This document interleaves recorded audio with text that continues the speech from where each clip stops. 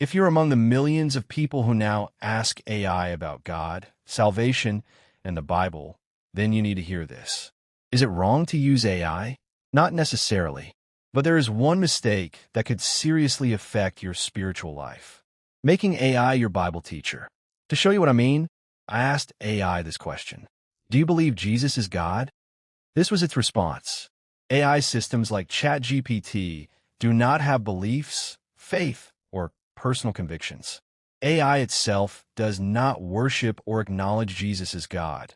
It explains what different people and traditions believe. For example, according to mainstream Christianity, Jesus is God the Son, the second person of the Trinity, fully God and fully man. See John 1 verse 1, John 20 verse 28, Titus 2 verse 13. According to Islam, Jesus, Isa, is a prophet and Messiah, but not God. According to Judaism, Jesus is not regarded as God or the Messiah. If you ask me from a Christian theological perspective, I can explain why Christians believe Jesus is God and discuss the biblical evidence. If you ask from another religious perspective, I'll explain that view as well. That answer reveals something very important. 1. AI has no relationship with God. AI does not know God personally.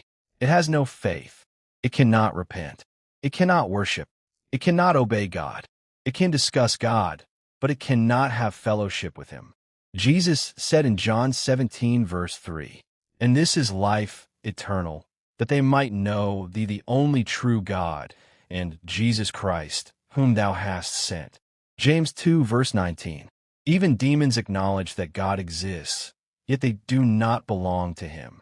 If AI itself tells you it has no faith, then why would you make it your Bible teacher? 2. AI can give answers without giving context. One of AI's greatest strengths is also one of its greatest limitations.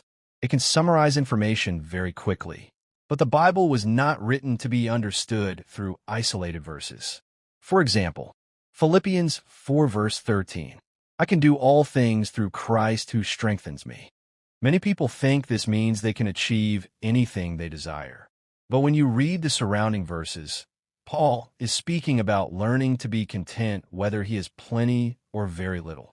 The problem is not only AI. Sometimes the problem is the person asking the question. If we don't know Scripture well enough, we may accept the first answer we receive instead of searching the Scriptures ourselves. 2 Timothy 3 verse 15. Paul reminded Timothy that from childhood he had known the Holy Scriptures, which are able to make one wise unto salvation. As Christians, we should guide our use of AI with Scripture, not allow AI to guide our understanding of Scripture. 3. Knowledge is not the same as wisdom. AI can give information, but information is not wisdom. Biblical wisdom is more than knowing facts. It is spiritual understanding that comes from God and is expressed through obedience. Proverbs 9 verse 10. "The fear of the Lord is the beginning of wisdom. If any of you lacks wisdom, let him ask of God." No technology can replace a humble, teachable, prayerful heart before God. 4. AI is a tool, not your authority. During Jesus' ministry, many people heard his words but failed to understand them. Understanding Scripture has always required more than simply hearing information. AI can help you remember Bible verses. It can help you locate chapters. It can explain historical background. It can organize study notes. Those are valuable uses, but it should never become your authority for Bible doctrine. God has given us His Word. He has given us His Holy Spirit, and He has also given the church pastors, teachers, evangelists, and other leaders to equip believers in the faith. This video is not against AI. AI is a useful tool, but a tool should never replace your relationship with God, your personal study of Scripture, or the guidance of the Holy Spirit. Use AI to assist your Bible study. Never let it replace your Bible study. If this video helped you, subscribe to the channel. Here, we are committed to helping you grow in your understanding of the Christian faith through the Scriptures. Leave your questions in the comments, and stay with us as we continue learning God's Word together.